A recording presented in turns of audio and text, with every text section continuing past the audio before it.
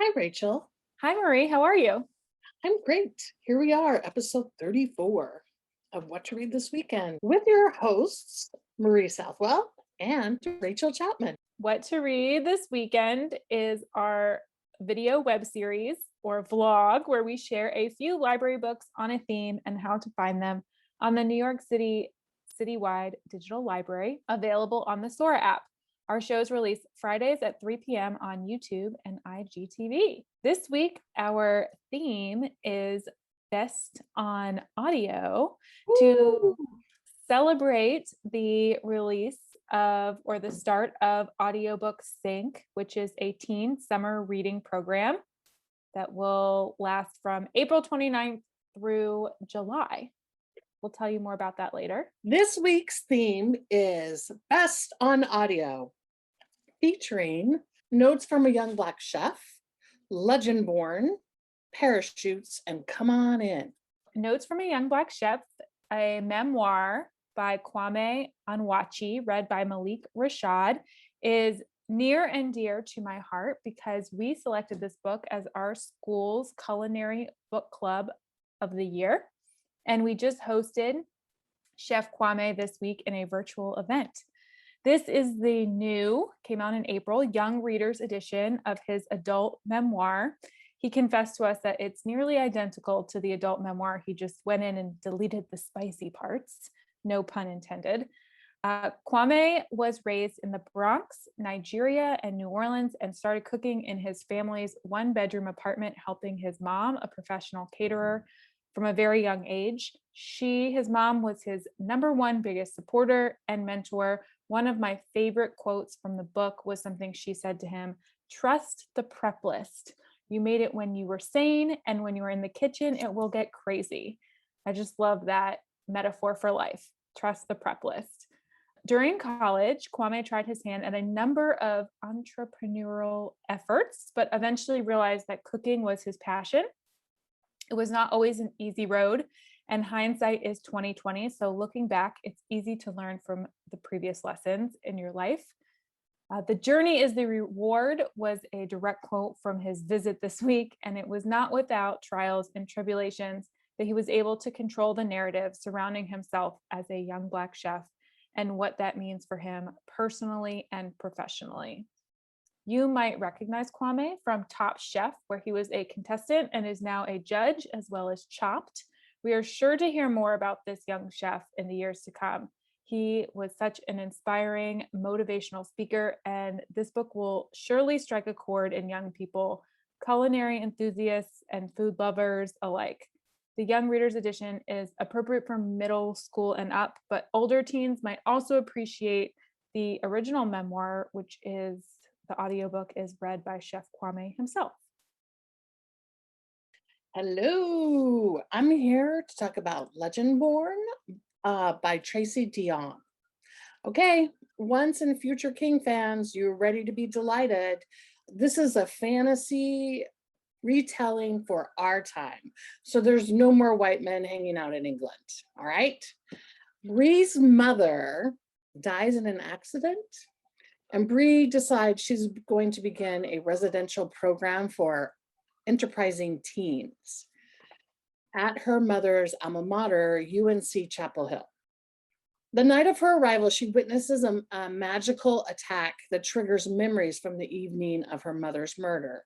Combined with the final time that Bree spoke to her mother was she had an argument, she begins a quest for the connection between her mother's death and the universe's secret society called the Order of the Round Table. The Order of the Round Table has, she finds, basically conducted centuries-old supernatural war. Bree, of course, joins their ranks and soon discovers her super magical powers. What unspooled in this book, additionally, besides having a great fantasy read, is a very complex way of looking at history. The book highlights the horrors of chattel slavery that is in the American South and the ways that it's still thriving today. But this is all framed in Arthurian legend and lore. There's also a very thoughtful and organic representation of queer characters. And I also enjoyed that the characters talk about emotional wellness as well as intergenerational trauma, which you don't always necessarily see in books, particularly YA books. I also think I'm going to call these Easter eggs. There are all kinds of like references to Arthur legends, other bits of classical literature. I just really super enjoyed it. If you loved Blade So Dark, you're gonna love this retelling of the Arthurian legend. And I would say English teachers, you're gonna get a kick because you're gonna recognize all these Easter eggs. And it's a beautiful cover. Yeah, I do like the cover too. Gorgeous. The next book is Parachutes by Kelly Yang. And I was really excited for this book. I kept talking to Marie about it, and I purchased it for myself last summer. Although Yang is most famous for her front desk middle grade series, Parachutes is definitely a YA book geared towards older teens. It does start with a content warning about the nature of the book, and it was personally pretty difficult to read at times. But I think it's a super important and poignant book right now, and I'm not the only one who thinks so. Even Common Sense Media gave it 5 out of 5 stars. April is Sexual Assault Awareness Month, so it's important to provide books that allow survivors to feel less alone and brave enough to share their story if they so decide. So the title Parachutes refers to teenagers that are sent to live in homestays to go to private high schools in the United States while their families remain in Asia. Claire never thought that she would be a parachute until her parents, who are a little estranged, decide to pull her from her very wealthy and privileged life in Shanghai and enroll her at a school in California. Suddenly, she's living in a very empty stranger's home, but without the restrictions of her parents. She soon begins to embrace this freedom that she has with her group of gossip girl-like friends who swoon when the hottest and most eligible parachute, Jay, asks her out and wants her to sleep over at his empty and unsupervised mansion his parents bought for him. The story is narrated by 2 separate readers.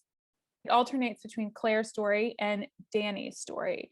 Danny is the host's sister. She's a Filipina scholarship student at the school and embarrassed that her mother rented out this room to Claire to help make ends meet.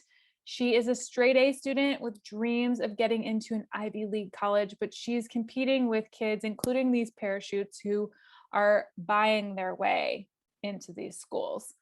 So her debate coach promises to help her with her college admissions. They're in 11th grade. But what is he asking for in return? The girls think that they are so different from each other and pass like shadows in the night, literally, until their stories begin to collide. This is a book that is so much more than sexual assault and rape culture. It explores family roles, classism, racism, friendship, wealth, poverty, and activism, and standing up for what's right, even when you might not win. I truly feel that young people will be able to relate to this book. And the author's note at the end about her own similar experience is still very powerful, even reading it 1 year later. This is Come On In, 15 Stories About Immigration and Finding Home. There are multiple editors because there are 15 fictional stories all about immigration experiences. The writers are all own voices, and they're also writers of young adult fiction. This collection of stories highlights the experience of immigration, and it focuses on the pain, stress, grief, and loss of identity. Characters face random traffic stops, TSA detention, and how to answer the question, where do you come from? The reasons for the characters leaving and immigrating are just as varied. And while I have never been an immigrant, I did move from semi-rural Nevada to Rego Park, Queens, and I do remember the anxiety and the confusion and frustration that comes with a really big cultural shift. These are really powerful stories, and I think they're even made better on an audiobook, and I encourage you all to listen. This week, Audio Sync has started. You can download new books each week and you can listen to them when you like. You just go to audiosync.com. The instructions are very clear. This week we have Come On In, which we just featured, and Illegal, which is actually the second book in a series. So you can find these books on the Sora reading app from the New York City Department of Education, or on the Libby app with a library card. If you do not know how to use ebooks or audiobooks, reach out to one of us or your favorite librarian. You can view the show notes at bit.ly/W2RTW2020. And join us next week.